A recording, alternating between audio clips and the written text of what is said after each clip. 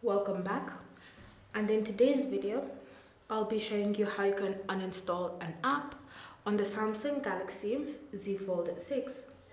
So the first step is to find the apps you want to uninstall, and then once you found the app, simply long press on it. So say for example I want to uninstall Facebook Messenger, I would long press on it, then in this pop-up select uninstall, and then tap on OK to confirm. So once you've confirmed, you should see the app has been removed. That means it's been deleted from your device.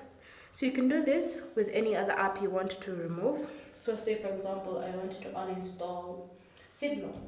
Long press, select uninstall, confirm, and the app will be deleted from your device. Thank you for watching. If you have any questions or comments, leave them down below and we'll get back to you.